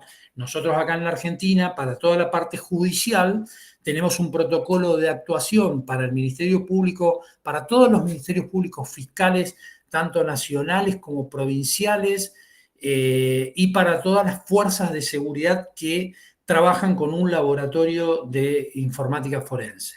¿Sí? Así que bueno, lo legal tiene que estar obviamente metido adentro, ¿sí? No podemos dejar de pensar en eso por más técnicos que seamos. Tenemos que tener en cuenta el sistema operativo, obviamente, para nuestra investigación, ¿sí? Tanto el sistema operativo que estamos recolectando información como la máquina en donde nosotros investigamos, ¿sí? ¿Qué programas tenemos en una máquina, un host de Windows donde nosotros investigamos? Y también podemos tener un host de Linux con programas de Linux de informática forense para investigar y podemos hacerlo en un lado y en el otro. En eso tenemos independencia. Y hay algunos programas que dan mejor prestación que otros. Y no tiene por qué ser el programa propietario el que dé mejor prestación que un programa open source de informática forense. Así que bueno, y siempre ver si es necesario la captura de memoria de RAM. Yo creo que cuando hay malware de por medio, es mandatorio la captura de memoria RAM y archivos de volcado. ¿Sí? Y bueno, ¿qué consideraciones a tener en cuenta cuando estemos en el laboratorio para analizar todo lo recolectado? ¿Cómo vamos a hacer la correspondencia entre una imagen de disco y lo que yo me traje en vivo? Todo tiene que estar dentro del mismo caso. Todo tiene que tener el mismo hilo conductor de investigación. Cuando uno ejecuta un caso en autopsia, el autopsia lo que tiene son módulos de ingesta, es decir, buscar, por ejemplo, programas que se ejecutaron, elementos recientes que pueda haber habido en una imagen forense. Bueno, todo eso también hay que ejecutarlo con los procesos en vivos que yo me traje de un servidor al cual yo no me lo pude traer al laboratorio para confeccionar la imagen forense. Acá hay una pregunta en caliente, así te la paso. Sí, dale. Básicamente, ¿en la escena se hace un análisis preliminar o solo se toman los equipos y se analiza en laboratorio? A ver, depende el caso, depende el caso. En lo judicial pueden pasar cualquiera de las dos cosas. Si hay un juez o un fiscal que apura y quiere tener resultados del caso, y bueno, ya en lo que se llama en el lugar del hecho, probablemente nos va a pedir un análisis de los equipos que podamos llegar a encontrar encendidos. Y para eso hay que utilizar los software que hacen triage o los equipos que hacen triage para poder dar conclusiones en base al triage que estoy haciendo de los equipos. Obviamente, si hay equipos apagados y el juez pide que se enciendan esos equipos, tiene que privar el hecho de que uno es un profesional con incumbencia y tiene que decirle al juez o al prosecretario judicial que esté en ese momento: yo encendiendo este equipo que lo encontré apagado voy a anular la evidencia tal cual como estaba. Eso uno tiene que, de alguna manera, independientemente que después termine de, digamos, hacer caso a la orden del juez porque otra no queda, pero uno va a sentar de que procedió a decir esos dichos de que encender un equipo para efectuar un triage, si es que el equipo no estaba encendido, modificó el equipo tal cual como se encontró en el lugar de los hechos. Pero judicialmente puede suceder de que un juez y un fiscal pida las cosas de los equipos que están encendidos o en caliente. Se me ocurre que si uno está investigando corporativamente, como es el caso de lo que yo pretendo enseñar acá en este curso, bueno, uno por ahí puede llegar a tener la libertad de recolectar las cosas que están en vivo de los hosts que no se pueden llevar al laboratorio, y lo que se pueda llevar al laboratorio se lleva. Pero es difícil que en una investigación corporativa uno se quede investigando en el lugar de los hechos. Va a tratar de llevarse todo al laboratorio. No sé si contesta eso la pregunta. Sí, yo creo que sí. Gracias, Pablo. Bien, sistemas operativos, va a ser independiente si es server o si es cliente, ¿sí? Lo más probable es que nos encontremos de manera más común con clientes de Windows y con pocos servidores, y el caso de Linux va a ser al revés. Es probable que nos encontremos con más servidores que con clientes de Linux. Pero el modo de ver tanto cliente como servidor es para recolectar prueba es exactamente lo mismo. En el server lo más probable es que tenga que tener la colaboración de algún administrador para tener las credenciales. Si yo no tengo las credenciales de un Windows Server, difícilmente voy a poder ejecutar, credenciales de administrador estoy hablando, difícilmente voy a poder ejecutar un FTK para capturar memoria. Lo mismo que si yo no tengo las claves de root o que me las dispongan o que tenga un administrador al lado que cuando yo le diga puedes poner la clave de root, la disponga sin que sea yo el que lo tenga que poner, para que yo pueda compilar un line y pueda capturar memoria del Linux. Si yo no tengo esas credenciales, no voy a poder compilar el line para que me haga la captura.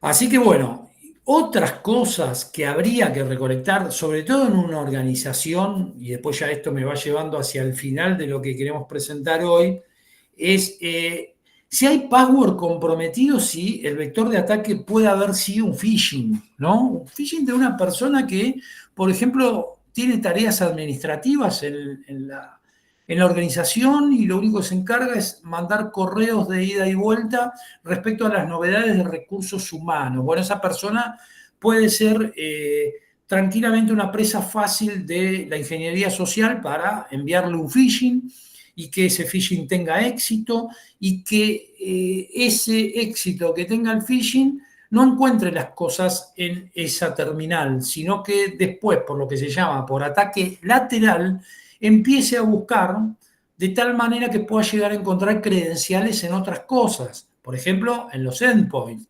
No sé, que pueda llegar a haber un gateway de frontera, que pueda haber un servidor con un proxy, que pueda haber diferentes firewalls y que al estar vulnerables esos endpoints pueda obtener las contraseñas que puedan estar cacheadas en los mismos.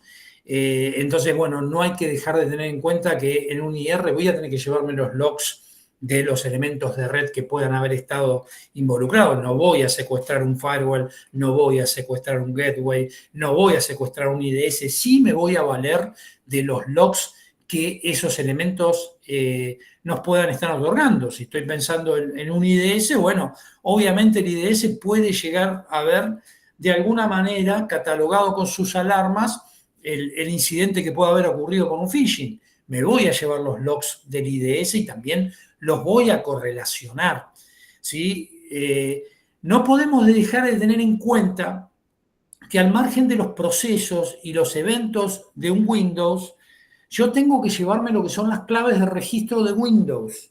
Cuando hablo de las claves de registro de Windows, son aquellas claves que existen tradicionalmente desde la época de Windows NT en el directorio system32config, y esas claves son system, software, SAM, y en las claves de usuario hay una clave que se llama NTUserDat.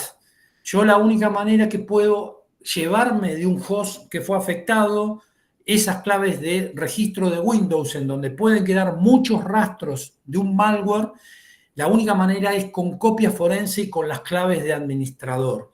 Si yo no tengo copia forense, un programa como el FTK Imager, y no tengo las claves de administrador, no voy a poder acceder a esas carpetas para poder hacer una copia forense de System, Software, Security, SAM y NTUserDat. Esas 5 claves principales del registro de Windows me pueden dar rastros de la inserción del malware. Después lo que yo tengo que ver es si hay usuarios que han quedado inactivos, que pueden haber sido creados luego de la inserción o el ataque informático, para el tema de escalar en privilegios. Quizás cuando el malware se insertó por primera vez, no tiene los privilegios que cualquier usuario podría tener para escalar y seguir, no sé, subiendo posiciones dentro del sistema de archivos.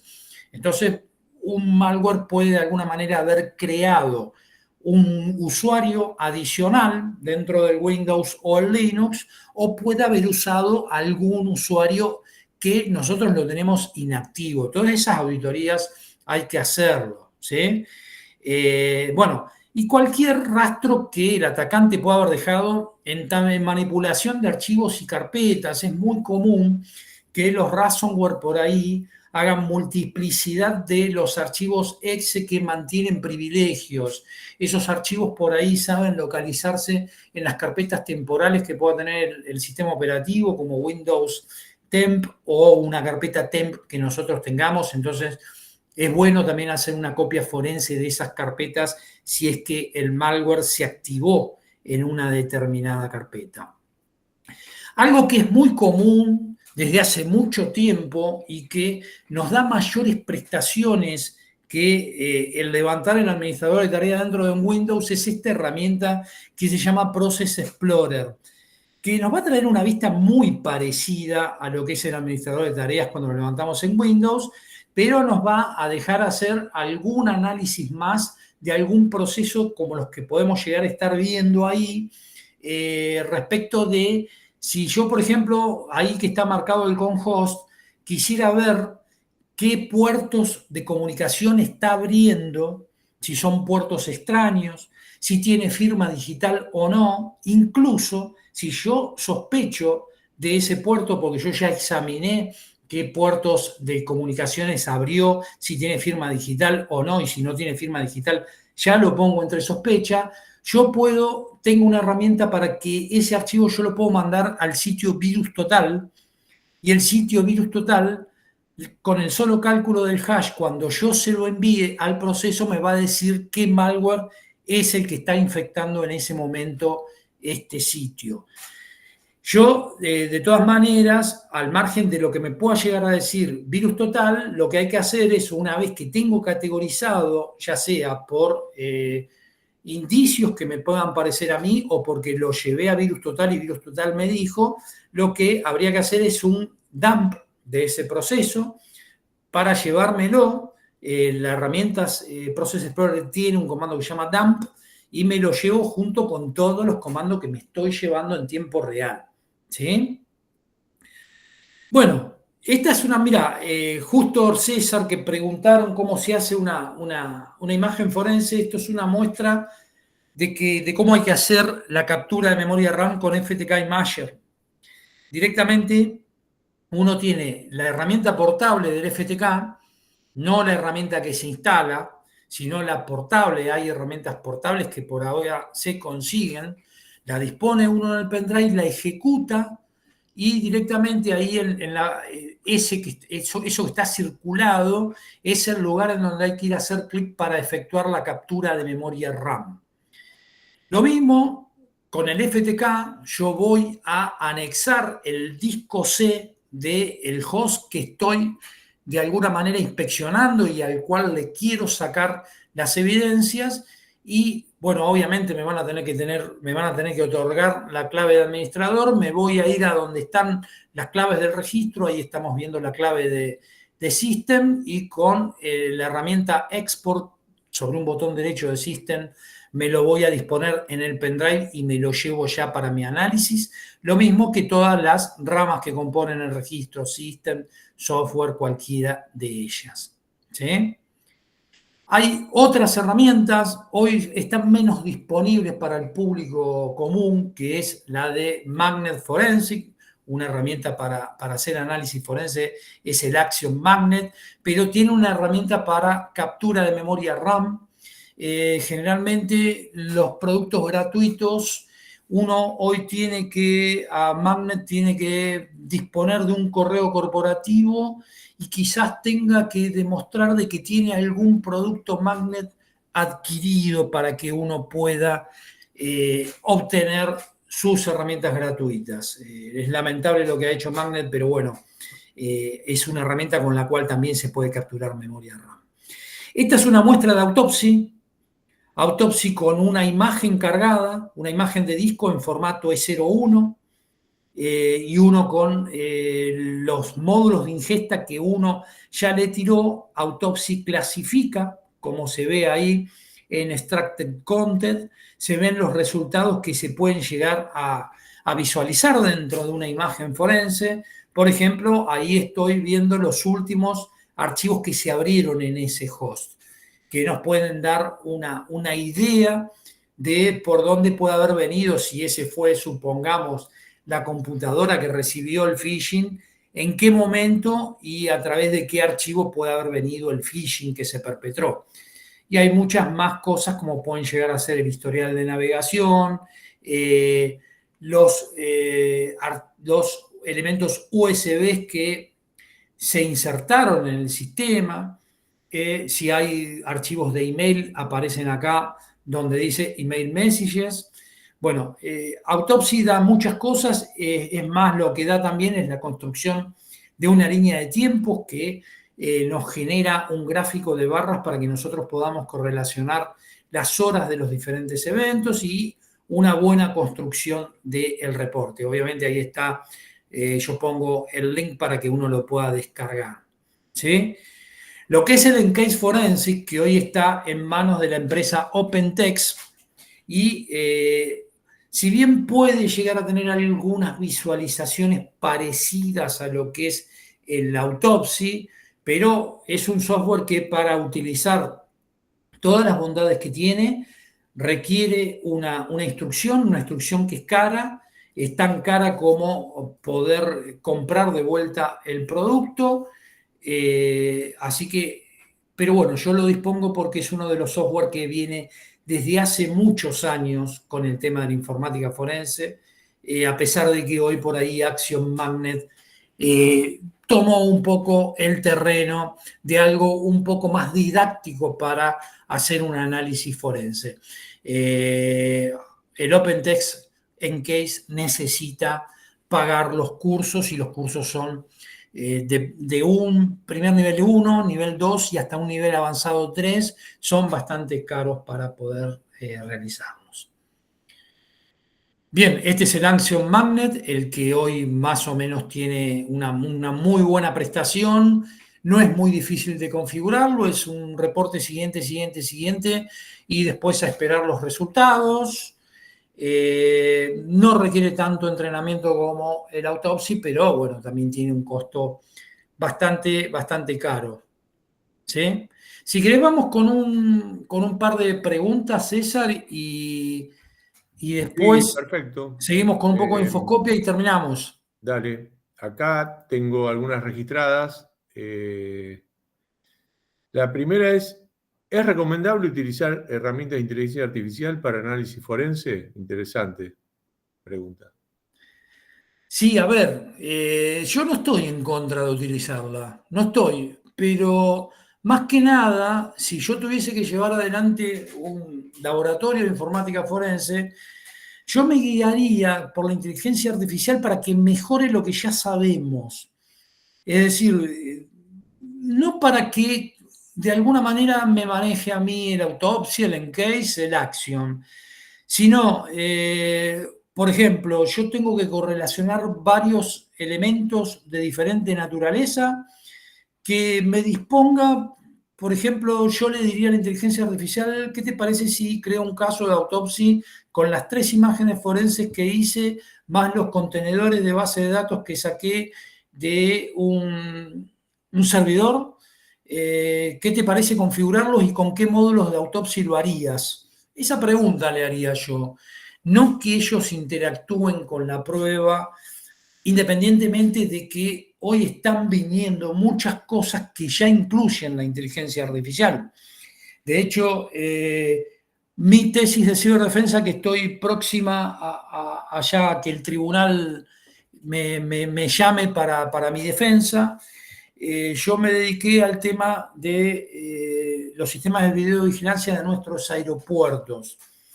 Y ya hay cámaras que, bueno, obviamente tienen sistemas, las DVR tienen sistemas de inteligencia artificial para el reconocimiento facial de la persona, y no solo para el reconocimiento facial de la persona, que eso puede estar un poco, de alguna manera, cuestionado, sino para la acción que puede llegar a hacer una persona en un determinado lugar. Si puede llegar a prestar acciones de un robo, bueno, el sistema de inteligencia artificial lo puede categorizar en ciertas cámaras que ya vienen con estos sistemas como sospechoso un robo a una persona. Esto es lo que nos estamos enfrentando. Bueno, el software de análisis forense, sobre todo de video, viene con estas herramientas. Obviamente no es mandatorio que uno tenga que hacer caso, uno tiene que poner su criterio. Y es por eso que yo abogo porque los laboratorios de informática forense tengan profesionales con incumbencia, porque el profesional con incumbencia es el que va a estar preparado para decir si lo que la inteligencia artificial aporta es valedero o no, y aquel que no es profesional de inteligencia y tiene que hacer un informe, lo más probable es que deje ese informe por default y no dé ninguna clase de explicación. Después judicialmente vienen los cuestionamientos de nulidad. Y los profesionales con incumbencia quizás estén más preparados, hay más alta probabilidad para que estén preparados para, de alguna manera, responder esos pedidos de nulidades, y personas que son idóneas, que no han estudiado sistemas operativos, que no han estudiado cómo son, aunque sea en forma general, los algoritmos de inteligencia artificial, no van a estar en condiciones de responder esas cosas. No sé si esto contesta. Sí, está claro, pero quizás vale la pena hacer un comentario a qué le llamamos personal con incumbencia en Sí, por Argentina, favor, por favor. porque para otros países puede no ser interpretado. Sí. Sí, básicamente los que están matriculados y habilitados por un consejo profesional en la Argentina para ser perito, básicamente. Sí, sí, y los que tienen un título de grado. La Y un diferencia título entre el que tiene... profesional de grado en electrónica, informática, según sea el caso. Exacto, exacto. Perfecto. Exacto. Siguiente pregunta es, aparentemente, y es un comentario de Héctor González, lo menciono porque es relevante, en Chile, digamos, no se aceptan aplicaciones open source en tribunales. Ese es el comentario y básicamente lo relaciona que existe diferencia en el ámbito penal y en otros fueros. Pregunta si en Argentina o en otros países vos conocés que hubiera esa, vamos a decir, reserva de que si la herramienta no es propietaria, no la reconoce, no la aceptan. No, no, y me llama poderosamente la atención. Justo el fin de semana yo viajo a la Universidad Mayor de Chile. Voy a preguntar esto, pero el año pasado había una persona que había trabajado como perito y no me nombró este hecho. Me llama la atención y me llama poderosamente la atención porque no, en este caso, para mí, desde mi punto de vista, la justicia no sería objetiva.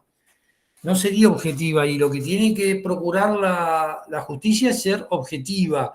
Mientras el software open source me dé como resultado exactamente el mismo resultado que lo que yo puedo obtener con software privativo, yo estoy cumpliendo con los requisitos que las ciencias criminalísticas me dicen para una pericia, repetibilidad del hecho, con lo cual si realmente está pasando eso en Chile, lo veo muy mal. Realmente lo veo muy mal y voy a preguntarlo este fin de Habrá que semana. confirmarlo, porque realmente no es auditable, no es trazable Exacto. lo que hace el software propietario, por más prestigio que tenga, reconocimiento. Creo que es un punto importante para la justicia. Las partes finalmente se ven afectadas. Exacto, exacto, exacto. Bien, otra pregunta es, ¿qué medidas recomienda para garantizar la cadena de custodia? Esto sale un poquito del ámbito de la informática forense, está relacionado en equipos distribuidos internacionalmente. A ver, generalmente ser transparentes en cada una de las etapas de la informática forense desde el punto de vista judicial. Es decir, en lo que es en la actuación en el lugar de los hechos, generar las actas correspondientes con los testigos, los embalajes correspondientes con precintos correspondientes, y que todo tenga que ser dispuesto en el acta que se esté generando de los dispositivos secuestrados, y que también se disponga dentro del documento de cadena de custodia con todos los números y que después pueda ser auditable en el momento de lo que se llama la intervención de efectos en laboratorio. Es decir, en laboratorio se tiene que contrastar las bolsas en las cuales se embalaron los dispositivos y que los precintos tengan que tener los números que figuran en las actas de secuestro de esos equipos. Y obviamente en el documento de cadena de custodia. Todo eso tiene que tener un registro absolutamente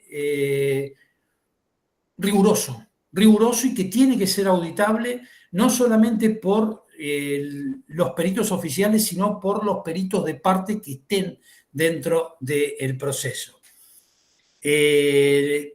Y la cadena de custodia tiene que permanecer a lo largo de todo el proceso judicial, por así decirlo.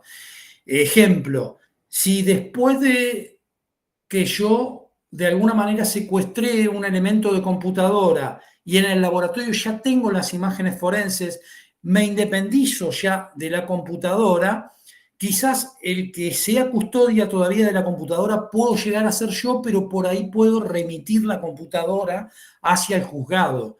Entonces, asentar bien que los elementos originales, si son remitidos al juzgado, el juzgado va a ser custodia de los elementos prueba y eso tiene que constar en el documento de cadena de custodia. Y en el documento de cadena de custodia tiene que constar de que yo me quedé con copias de esos elementos que están ya ahora en poder del juzgado. Todo eso tiene que ser trazable en cualquier momento. Es la manera de garantizar la cadena de custodia. No sé si ya está contestada esa pregunta. Sí, creo que sí. Ahí te agradecen. Crearía dos preguntas. Siendo el forense y aplico la eliminación de contraseñas de las credenciales de un equipo cliente, estando bloqueado mediante, digamos, línea de comando, CMD, ¿es ilegal? No entendí la pregunta. Yo tampoco, la vuelvo a leer y textual. Y si aplico siendo el forense el eliminado de contraseña de las credenciales de un equipo cliente, estando bloqueado mediante CMD, ¿es ilegal? O sea, está bloqueado y elimino el control de acceso. No, yo no veo que... No, a ver, yo desde el punto de vista del forense, lo que tendría que poder hacer en ese caso, a ver si yo entendí bien, si alguien que perpetró un ataque de alguna manera eliminó el usuario con el que lo perpetró y después cómo hace el forense para tratar de encontrar esos rastros. No sé si lo entendí bien a lo que están preguntando. No sé Bueno, si a es ver, eso. vemos si seguimos con otra pregunta. Acá aclara Franco Benassi, continuando con la pregunta anterior, si le quito la contraseña a un equipo de evidencia, solo quitarla y poder iniciar sesión, ¿ya se consideraría como que el material original fue comprometido? Si lo hago como forense, yo no puedo modificar absolutamente nada del equipo que estoy investigando. La pregunta es, no sé la pregunta no sé si me la están formulando para el análisis que yo voy a hacer en tiempo real y que yo quite una contraseña, eso no lo puedo hacer. Yo lo máximo que puedo hacer es la inserción de un programa desde el punto de vista con un pendrive y que sea portable para recolectar pruebas. Pero Claro. no voy a modificar algo del equipo y algo tan sensible como puede ser el SAM de un equipo Windows para borrar alguna contraseña. Ahora, si soy el atacante, por ahí capaz que sí. Pero bueno, el atacante atacó y el atacante es delincuente. Yo, Sí, como como perito. forense, ¿está contestada la pregunta? Entiendo que sí, ahora voy a ver el chat y ahora te contesto. Te dejo la última pregunta que tengo registrada. Si la herramienta no corre en una USB, sí o sí se alteraría la integridad de la confiabilidad del reporte y es No, aceptado o se debe hacer la investigación sobre una copia del disco. no, a ver, si consiguen las herramientas portables para poder ser ejecutable, y bueno, el laboratorio tendrá que dictaminar a través del reporte tendrá que decir que no tiene las herramientas necesarias para poder efectuar, visto desde el punto de vista judicial, porque esto lo estamos hablando muy desde el punto de vista judicial. Tendrá que hacerse cargo de que no tiene las herramientas necesarias para hacer un triage, Claro. para hacer recolección de elementos. Puede pasar, puede pasar. Básicamente lo que aclara es que no puede acceder porque la evidencia tiene contraseña si la eliminación de la contraseña es ilegal para poder hacer el análisis. Tengo que pedir la autorización. Ahora ya le Claro, entendí. Ahora ya le claro, entendí a la pregunta que está haciendo. Yo tendría que pedir la autorización al juez y de alguna manera previamente asesorarlo de que si yo paso un live USB como creo que era el Divan, si no me equivoco era DBAN, que es un live USB que si yo lo arranco sobre un equipo me blanquea las claves de la SAM. Entonces ya después yo puedo iniciar el equipo con las contraseñas que a mí me parezca, porque Windows me la va a empezar a preguntar, o con el mismo Divan yo le podía poner la contraseña con la cual quería iniciar. Tocaba el archivo SAM, el Divan. Creo que es eso. De todas maneras, si yo tengo un equipo al cual se le hizo eso, yo le voy a proponer al juez secuestrar el equipo y no recolectar elementos en vivo, si es al lago judicial. Directamente se hace la desconexión eléctrica y se secuestra el equipo. Y ahí claro. ya, haciendo imagen forense, me olvido de que alguien pueda haber borrado una contraseña. El software de informática forense va y pasea cualquier clase de contraseña que pueda tener el sistema operativo. Perfecto. Bueno, la última pregunta y seguimos dada la hora. ¿Qué procedimientos podríamos seguir frente a tomar y procesar la evidencia digital en un disco duro cifrado? Por ejemplo, con BitLocker. Ninguno más que tener la contraseña de BitLocker. Si no se tiene la contraseña de BitLocker, no se puede acceder a la imagen forense que se generó sin saber si el disco estaba encriptado con BitLocker. No hay Claro, otra. salvo si hubiera una puerta trasera, sería la única opción, pero habría que pedir autorización. Sí, lo que pasa es que las puertas traseras generalmente tienen un parche de actualización en los file system encriptados, automáticos, que nunca nos van a servir y no duran, con lo cual todas las recomendaciones que pueda haber por una puerta trasera, y eso era de la época de PGP, había un backdoor que uno podía llegar a encontrar la mitad de la passphrase cacheada en disco. Bueno, eso PGP lo actualizó inmediatamente.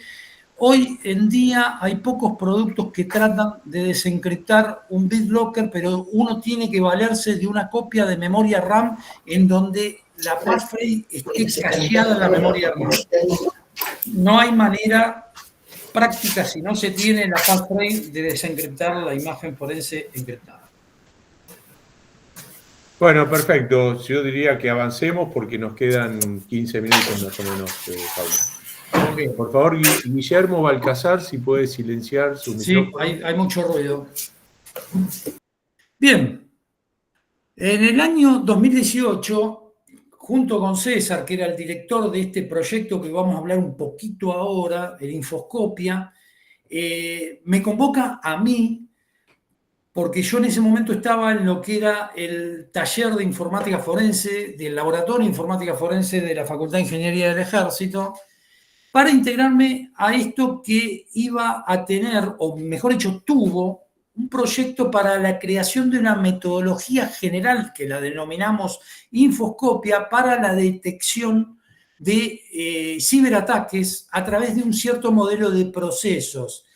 Y esa detección estaba basada en la matriz de preataque de Mitre, es decir, si nuestra metodología era capaz de detectar los preataques a través de esas alarmas del Mitre preatac, podíamos de alguna manera detener un posible ataque. Desde el punto de vista de lo que yo aporté en esa metodología es obviamente la recolección de todos los elementos que puedan servir para una investigación de todo lo que se proponía dentro de la metodología.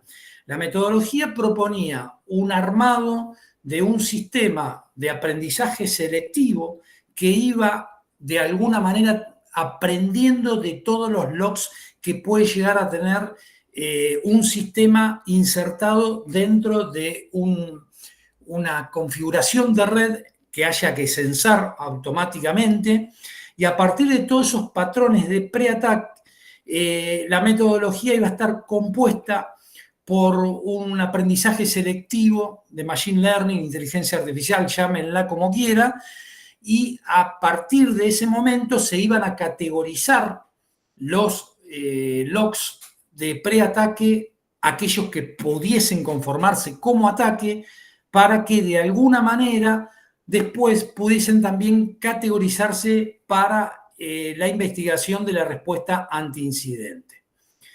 La idea era crear algo muy general para ser aplicado en activos de una infraestructura crítica, determinar, bueno, modos de ataque, cómo se cambiaron o cómo se tomaron los procesos de manera automática, ¿sí? Acá ya estamos hablando de automatizar las cosas. Estábamos hablando esto cuando ya es más común hoy con un IDS de alto desarrollo, lo estábamos hablando cuando esto no existía en el año 2018, ¿sí?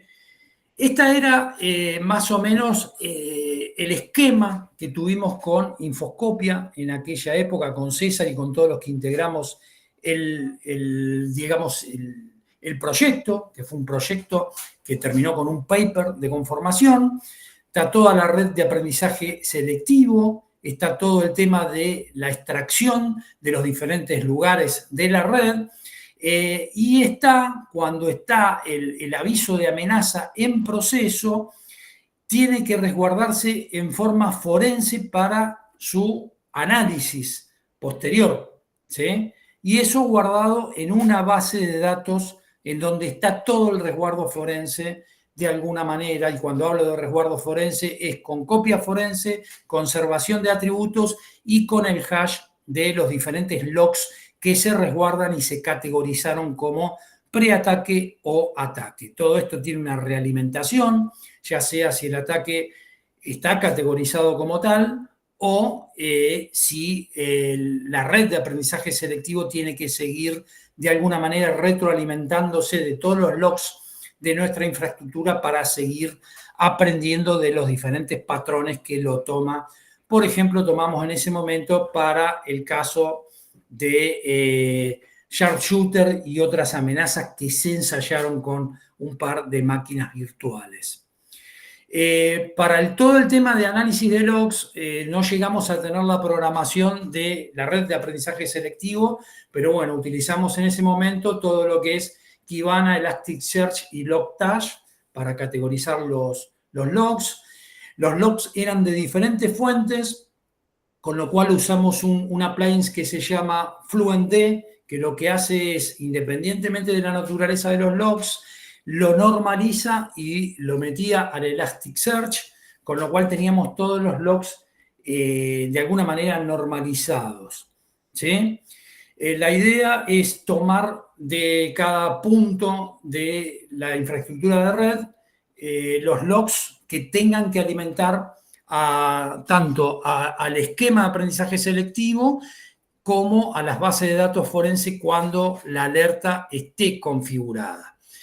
Vuelvo a hablar de lo que a mí me competía, que era el tratamiento forense de los logs en tiempo real, es decir, lo que yo les dije que ustedes deberían recolectar en forma manual cuando hay un incidente en una organización. Bueno, la idea de Infoscopia es recolectarlo en forma automática, logs de sistemas operativos, claves de registro, y también pensamos en archivos de memoria. El problema que teníamos con los archivos de memoria es, si teníamos que traer una memoria de 32 gigas, ¿cuánto podía llegar a traer online dentro de la misma red hacia nuestra base de datos?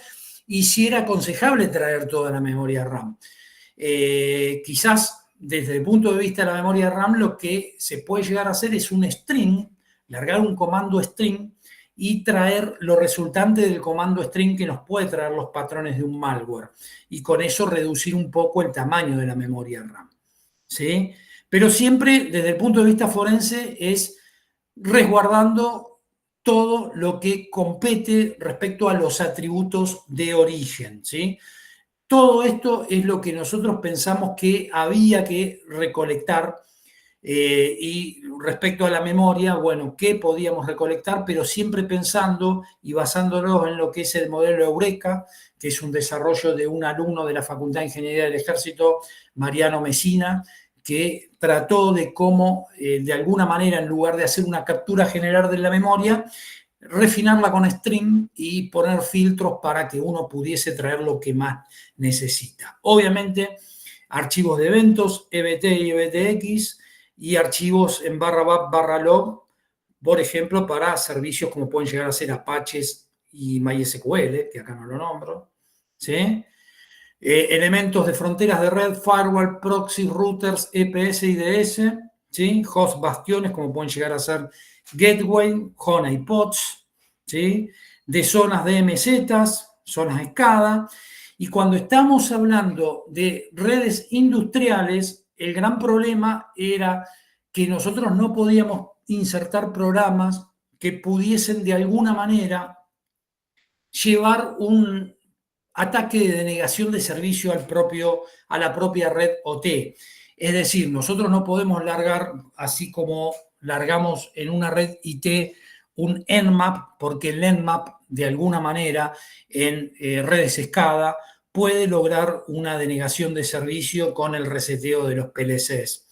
Entonces nos propusimos de alguna manera centrarnos en un artículo que había salido ahí en esa página, Hackers All Rise, que lo que decía es que si nosotros largábamos un sniffing de red dentro de lo que es la red en donde estaban los PLC funcionando, y a esos sniffing los filtrábamos de acuerdo a los protocolos de esos PLCs, como por ejemplo Modbus, nosotros podíamos de alguna manera traer algunas alarmas de esos sniffing que podían significar ya ataque, no preataque, ¿sí? Porque estaríamos en la ocurrencia de que el ataque de alguna manera pasó a la zona OT y de alguna manera no fue frenado. Bueno, con un sniffing de alguna manera y filtrando por el protocolo que corresponda, se podrían sacar algunas alarmas y detectarlo en tiempo real.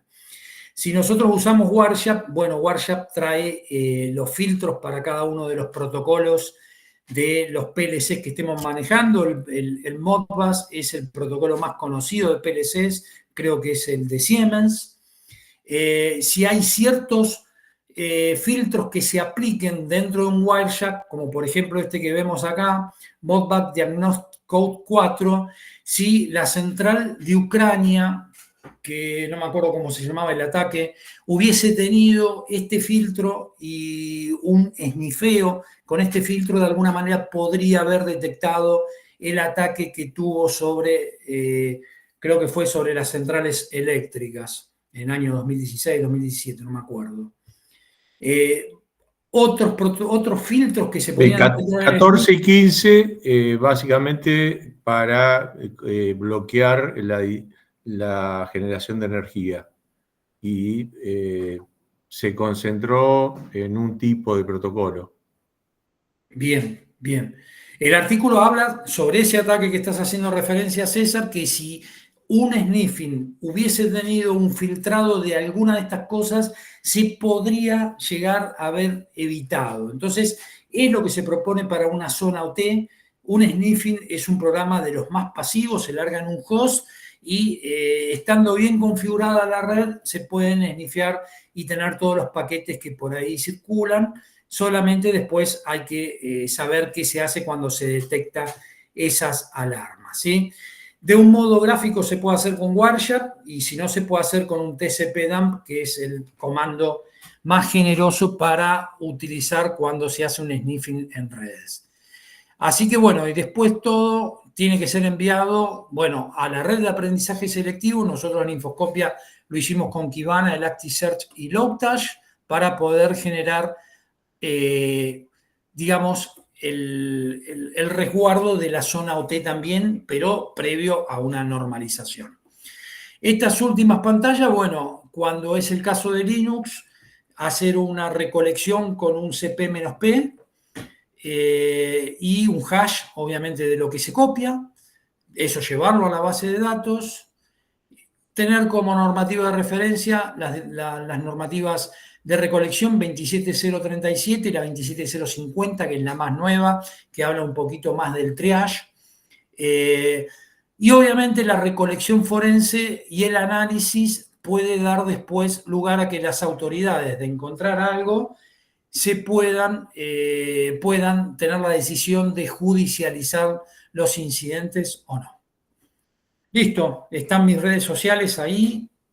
Quien quieran tenerlo, bueno, yo les voy a mandar la presentación. Con esto hemos terminado lo que he querido darles. No sé si hay preguntas, César. Excelente, Pablo, excelente, como siempre. Creo que hay alguna, pero quería comentar que el proyecto de Infoscopia luego se continuó en el Instituto de Ciberdefensa. Este año estamos validando diferentes herramientas para tratar de hacer visible el preataque, que es para generar un indicador de amenazas.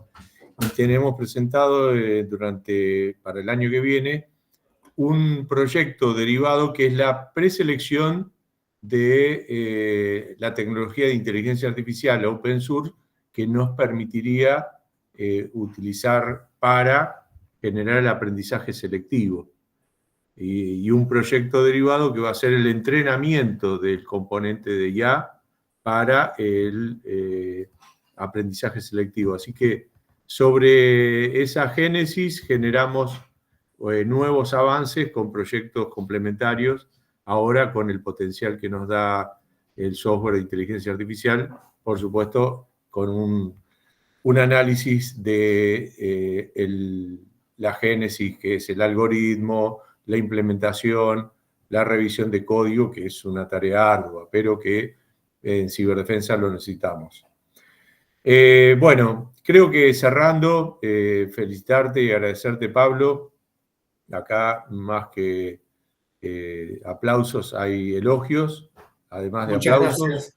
La presentación la vamos a mandar a los dos campus, seguramente mañana, así que este es un tema que es de completo dominio, dada la experiencia y trayectoria de Pablo, que no queríamos dejar de compartir tanto en el curso como en el taller, y ahora nos queda despedirlo y agradecerle nuevamente a Pablo, invitarlos a todos al día jueves, donde tendremos el primer módulo de criptografía con la licenciada Edith García e iniciar el tramo cripto que también distingue a nuestro taller como parte del CUT y del taller de ciberdefensa y ciberseguridad. Pablo, te mando un abrazo y gracias por tu generosidad también en la charla. Muchas gracias, saludos a todos, gracias por las preguntas y por las devoluciones. Y bueno, aprovechen el jueves que van a estar con, para mí, la mejor especialista en criptología de acá de la Argentina. Gracias, César, y bueno, te estoy mandando la presentación. Nos estamos viendo, Perfecto. saludos.